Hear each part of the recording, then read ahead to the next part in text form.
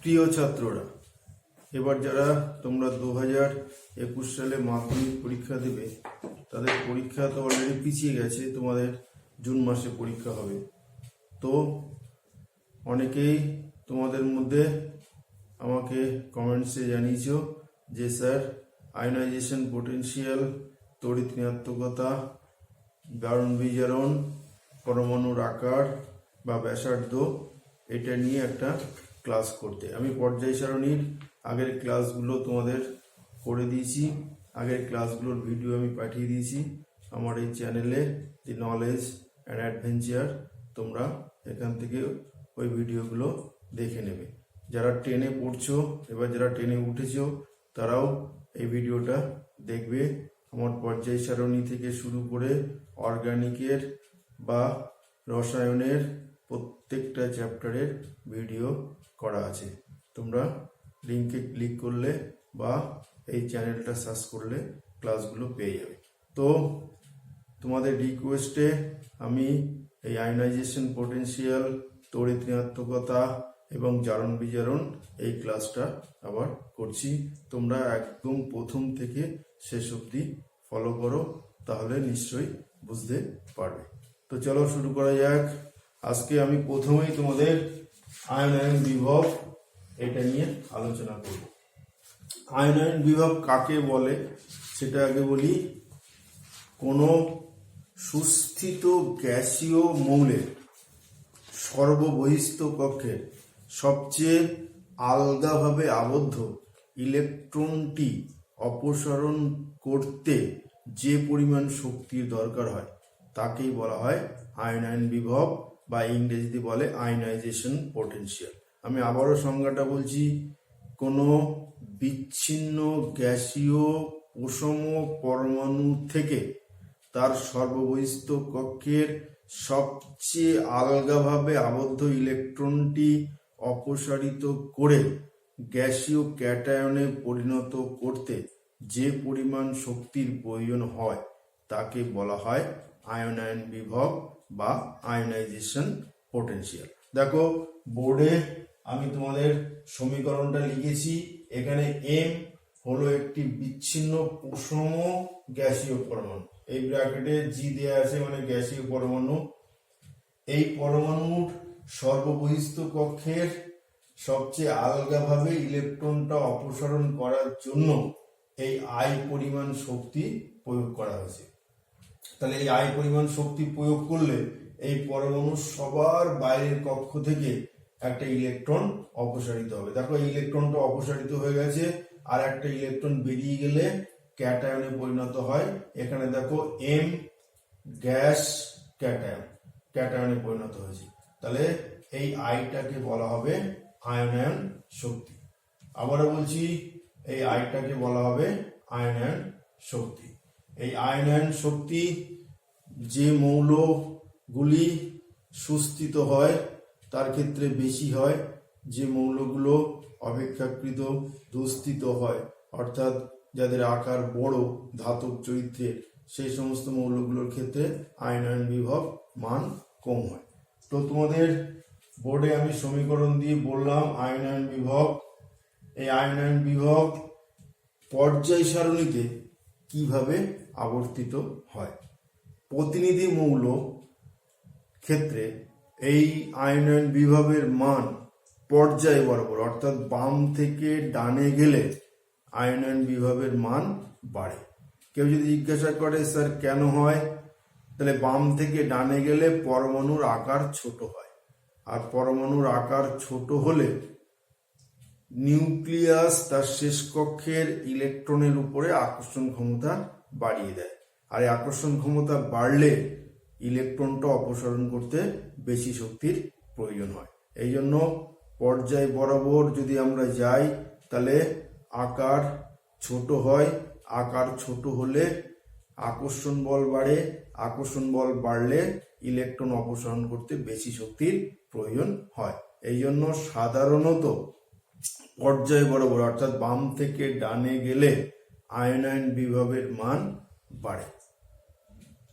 আবার যদি আমরা শ্রেণী বরাবর যাই তাহলে শ্রেণী বরাবর গেলে কি হবে, শ্রেণী বরাবর গেলে পরমাণুর আকারগুলো বাড়ে, আর আকার বাড়লে নিউক্লিয়াস থেকে শেষ কক্ষের ইলেকট্রনের দূরত্ব বেড়ে যায়, আর শেষ কক্ষের ইলেকট্রনের দূরত্ব বেড়ে গেলে ইলেকট্রনগুলো নিউক্লিয়াস দ্বারা ততটা আকর্ষিত হয় না, ফলে শেষ কক্ষের ইলেকট্রনটা আলগাভাবে আবদ্ধ থাকে, আর এই আলগাভাবে আবদ্ধ ইলেকট্রনটা অপসারণ করতে অপেক্ষাকৃত কম শক্তির প্রয়োজন হয়। সেই জন্য গ্রুপ বরাবর যদি আমরা উপর থেকে নিচে নামি তাহলে আইপির মান কমে যাবে। একটা উদাহরণ দিই, তার আগে বলি নিষ্ক্রিয় মৌলগুলো যাদের সর্বহিত কক্ষে 8টা ইলেকট্রন থাকে, হিলিয়াম বাদে, হিলিয়ামের 2টো থাকে, তবু তারা নিষ্ক্রিয়। এই নিষ্ক্রিয় মৌলগুলোর আইপির মান বেশি হয়, কারণ এরা খুবই সুস্থিত হয়। সেই জন্য এদের থেকে ইলেকট্রন অপসারণ করতে অনেক বেশি শক্তির প্রয়োজন হয়। পরীক্ষায় আসতে পারে যে নিষ্ক্রিয় মৌলগুলোর আইপির মান বেশি হয় কেন? তাহলে উত্তর কি হবে? নিষ্ক্রিয় মৌলগুলোর সর্ববহিস্থ কক্ষে 8টা করে ইলেকট্রন থাকে, ফলে এরা সুস্থিত গঠন লাভ করে। সেই জন্য এদের থেকে ইলেকট্রন অপসারণ করতে অনেক অনেক শক্তির প্রয়োজন হয়। এই জন্য নিষ্ক্রিয় মৌলগুলোর আইপির মান বেশি হয়। এখন পর্যায় বরাবর, দ্বিতীয় পর্যায় বরাবর আইপির মানগুলো কি হবে? এখানে দু একটা ব্যতিক্রম হয়। এই ব্যতিক্রমটা তোমরা উঁচু ক্লাসে 11-এ শিখবে। এখন তোমাদের সেটা সিলেবাসে নেই, কি কারণে হয় তবু একটু বলি। সাধারণত গ্রুপ 2-তে যে মৌলগুলো থাকে, এই lithium, beryllium, boron, carbon, nitrogen, oxygen, fluorine, এই মৌলগুলো থাকে, আর লাস্টে নিয়ন থাকে। এখানে আমি একটু মুছে লিখছি, এখানে কার্বনের পরে নাইট্রোজেন, তারপরে অক্সিজেন, ফ্লোরিন, নিয়ন। তো নিয়নটা নিষ্ক্রিয় মৌলগুলো বলে এই সিরিজে আমরা রাখছি না, নিষ্ক্রিয় মৌল বলে। তাহলে এটাকে আমরা অফ করে দিলাম এখান থেকে। এই মৌলগুলোর আইপির ক্রম যদি আমরা করি তাহলে কি হবে? নিয়ম অনুযায়ী আইপির ক্রম বাড়বে, অর্থাৎ এরকম হওয়ার কথা: lithium less than beryllium, less than boron, less than carbon, less than nitrogen, less than oxygen, less than fluorine. কিন্তু বাস্তবে এই ক্রমটা হয় না, এখানে কিছু ব্যতিক্রম রয়েছে। ব্যতিক্রমটা কি? অ্যাকচুয়াল ক্রমটা হবে lithium less than boron, less than beryllium, less than carbon, less than oxygen, less than nitrogen, less than fluorine. অর্থাৎ এইটা হবে অ্যাকচুয়াল ক্রম। ভালো করে খেয়াল করো, এখানে ব্যতিক্রমটা হয়েছে বেরিলিয়াম আর বোরন, আর হয়েছে নাইট্রোজেন আর অক্সিজেন। ভালো করে খেয়াল করো, এই ক্রমটা হবে না, এইটা হবে। কেন হবে না? তার জন্য তোমাদের 11-এ শিখতে হবে। আমি জাস্ট একটু বলে দিই, তোমরা পরমাণুর গঠনে ইলেকট্রন বিন্যাস শিখেছো। এই ইলেকট্রন বিন্যাসে এই বোরন আর বেরিলিয়ামের মধ্যে বেরিলিয়ামের পরিপূর্ণ অরবিটাল থাকে, বোরনের থাকে না। আর ঠিক একই রকম ভাবে অক্সিজেনের পরিপূর্ণ অরবিটাল বা অর্ধপূর্ণ অরবিটাল কোনোটাই থাকে না, কিন্তু নাইট্রোজেনের অর্ধপূর্ণ অরবিটাল থাকে। আর অর্ধপূর্ণ অরবিটাল বা পরিপূর্ণ অরবিটাল থাকলে তারা সুস্থিত হয়, সেই জন্য এর আইপির মান বেশি হয়ে যায়। তো তোমাদের বলে রাখি, এই আইপির ক্রম: lithium less than boron, less than beryllium, less than carbon, less than oxygen, less than nitrogen, less than fluorine. এটা পরীক্ষায় খুবই আসে, ভেরি ভেরি ইম্পর্টেন্ট। তো এই আইপি নিয়ে আমরা আলোচনা করলাম, আয়নায়ন বিভব, এই ক্রমটা আসবে। ঠিক যদি আমরা শ্রেণী বরাবর যাই তাহলে শ্রেণী বরাবরের কোনো ব্যতিক্রম নেই। আমরা যদি প্রথম শ্রেণীর মৌলগুলো আইপি হিসাবে সাজাই প্রথম শ্রেণীর মৌলগুলো কি থাকে? লিথিয়াম, তারপরে সোডিয়াম, পটাশিয়াম, রুবিডিয়াম, সিজিয়াম, আর উপরে আছে হাইড্রোজেন। তো আমি ধাতব মৌলগুলো যদি আইপি ক্রম হিসাবে সাজাই, তাহলে ক্রম হ্রাসমান যদি করি আর কি, অর্থাৎ লিথিয়াম সবচেয়ে বেশি হবে, lithium greater than sodium, greater than potassium, greater than rubidium, greater than caesium. কেন হবে? তার কারণ হচ্ছে আমি আগেই বলেছি যে শ্রেণীবর্গর উপর থেকে নিচে নামলে পরমাণুর আকার বেড়ে যায়, আকার বেড়ে গেলে শেষ কক্ষের ইলেকট্রনের উপরে আকর্ষণ ক্ষমতা কমে যায়, ফলে ইলেকট্রনটা সহজে অপসারিত হতে পারে। অর্থাৎ এই সিরিজের মধ্যে লিথিয়ামের আইপির মান সবচেয়ে বেশি আর সিজিয়ামের আইপির মান সবচেয়ে কম। ওকে, তো আমরা পর্যায় এবং শ্রেণীবর্গর আইপির মানটা বললাম। এবার আমরা যেটা করব সেটা হচ্ছে তড়িৎ ঋণাত্মকতা। আর একটা খুব ইম্পর্টেন্ট টপিকস যেটা হচ্ছে তড়িৎ ঋণাত্মকতা বা ইলেকট্রোনেগেটিভিটি। দেখো কাকে বলে? কোন সমযোজী বন্ধনে আবদ্ধ দুটি ভিন্ন ভিন্ন মৌলের বন্ধন সৃষ্টিকারী ইলেকট্রন জোড়কে নিজের দিকে টানার ক্ষমতাকে বলা হয় তড়িৎ ঋণাত্মকতা। আমি আবারও বলছি, একটি সমযোজী বন্ধনে আবদ্ধ দুটি মৌল, সেই মৌলের মধ্যে যে বন্ধন সৃষ্টি হয়, সেই বন্ধন সৃষ্টিকারী ইলেকট্রন জোড়কে নিজের দিকে টানার ক্ষমতাকে বলা হয় তড়িৎ ঋণাত্মকতা বা ইলেকট্রোনেগেটিভিটি। যে মৌল ইলেকট্রন জোড়কে বেশি করে নিজের দিকে টানতে পারবে তার তড়িৎ ঋণাত্মকতার মান তত বেশি হবে। ক্লিয়ার ব্যাপারটা? একটা উদাহরণের সাহায্যে তোমাদের বোঝাই। সে মনে করো এই একটা বন্ধন Cl Cl, এটা একটা Cl2 সমযোজী অণু। এখানে যে ইলেকট্রন জোড়টা রয়েছে, এই ক্লোরিন, দুটো ক্লোরিনের ইলেকট্রন জোড় একটা একটা করে, আর একটা এখানে এই হাইড্রোজেন আর ক্লোরিন। এখানে হাইড্রোজেনের ইলেকট্রনটা যদি আমরা গোল দিই, ক্লোরিন ইলেকট্রনটা এক্স দিলাম। দেখো এই অণুতে দুটোই একই পরমাণু রয়েছে, ক্লোরিন ক্লোরিন। ফলে কি হয়? এই ইলেকট্রন জোড়টা কারোর দিকে সরে না, ফলে এই দুটোর তড়িৎ ঋণাত্মকতার মান সমান হয়। এই ক্লোরিনের যা তড়িৎ ঋণাত্মকতা হবে, এটাও তাই হবে। তার কারণ দুই দিকে একই মৌল থাকার জন্য এই ইলেকট্রন জোড়কে তারা সমানভাবে টানে, ফলে যে জায়গাটায় আছে ঠিক সেই জায়গাটায় ইলেকট্রন জোড় থেকে যায়। কিন্তু এই জায়গাটায় দেখো, এই যে ক্লোরিন আর হাইড্রোজেন রয়েছে, দুটো ভিন্ন মৌল। ফলে কি হয়? এখানে ক্লোরিন হাইড্রোজেনের তুলনায় আকার ছোট হয়। ফলে কি হয়? মানে ক্লোরিনটার ইলেকট্রন টানার ক্ষমতা বেশি, ফলে এই ইলেকট্রন জোড়টা এই ক্লোরিনের দিকে একটু সরে যায়। ইলেকট্রন জোড়টা এখান থেকে ক্লোরিনের দিকে একটু সরে যাবে। ফলে কি হয়? এর মাথায় একটা নেগেটিভ চার্জ গ্রো করে, ডেল্টা নেগেটিভ, এর মাথায় একটা পজিটিভ চার্জ গ্রো করে।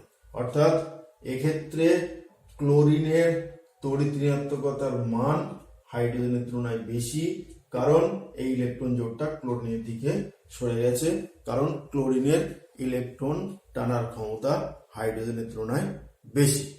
ওকে, তো এই তড়িৎ ঋণাত্মকতা মান সবচেয়ে বেশি এখনো অবধি আবিষ্কৃত মৌলগুলোর মধ্যে ফ্লুরিন, তার পাউলিং স্কেলে তার মান হয় 4। অর্থাৎ fluorine is the most electronegative element, এর মান হয় 4। এখন এই ইলেকট্রোনেগেটিভিটি বা তড়িৎ ঋণাত্মকতা পর্যায় সারণীতে কিভাবে আবর্তিত হয় সেটা নিয়ে আমি এখন আলোচনা করছি। সাধারণত পর্যায় সারণীতে বাম থেকে ডানে গেলে ইলেকট্রোনেগেটিভিটি বা তড়িৎ ঋণাত্মকতার মান বাড়ে, তার কারণ বাম থেকে ডানে গেলে পরমাণুর আকার ছোট হয়, আকার ছোট হলে ইলেকট্রন টানার ক্ষমতা বেড়ে যায়। অর্থাৎ বাম থেকে ডানে গেলে অধাতব চরিত্র বাড়ে, অধাতব চরিত্র বাড়লে ইলেকট্রন টানার ক্ষমতা বেড়ে যায়, আর ইলেকট্রন টানার ক্ষমতা বাড়লে তড়িৎ ঋণাত্মকতার মানও বেড়ে যায়। একটা উদাহরণ দিই, জিনিসটা ক্লিয়ার হবে। পর্যায় বরাবর আমরা দ্বিতীয় পর্যায়ের মৌলগুলো দেখি। দ্বিতীয় পর্যায়ের মৌলগুলো lithium, beryllium, boron, carbon, nitrogen, oxygen, fluorine. এদের তড়িৎ ঋণাত্মকতার মান একদম ক্রমবর্ধমান মান অনুসারে সাজালে এই তাদের তড়িৎ ঋণাত্মকতার মান। অর্থাৎ ফ্লুরিনের তড়িৎ ঋণাত্মকতার মান সবচেয়ে বেশি, তারপরে ক্লোরিন, তারপরে nitrogen, carbon, boron, beryllium, lithium. লিথিয়ামের সবচেয়ে কম। অর্থাৎ বাম থেকে ডানে গেলে তড়িৎ ঋণাত্মকতার মান বাড়ছে, কারণ আকার ছোট হয়। ঠিক একই রকম ভাবে যদি আমরা শ্রেণী বরাবর নামি তাহলে কি হবে, পরমাণুর আকার বেড়ে যায়, আকার বেড়ে গেলে ইলেকট্রন টানার ক্ষমতা কমে যায়, ধাতব চরিত্র বেড়ে যায়, ফলে তাদের তড়িৎ ঋণাত্মকতার মান কমে যায়। অর্থাৎ শ্রেণী বরাবর গেলে তড়িৎ ঋণাত্মকতার মান কমে। শ্রেণী বরাবর প্রথম শ্রেণীর মৌলগুলো আমরা দেখি, লিথিয়াম, সোডিয়াম,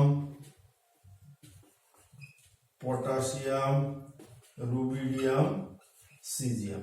এদের তড়িৎ ঋণাত্মকতার মান যদি আমরা সাজাই তাহলে কি হবে, লিথিয়ামের সবচেয়ে বেশি হবে, তারপরে হবে সোডিয়াম, তারপরে হবে পটাশিয়াম, তারপরে হবে রুবিডিয়াম, তারপরে হবে সিজিয়াম। অর্থাৎ সিজিয়ামের তড়িৎ ঋণাত্মকতার মান সবচেয়ে কম, কারণ এই সিরিজে সিজিয়াম সবচেয়ে ধাতব ধর্ম বেশি।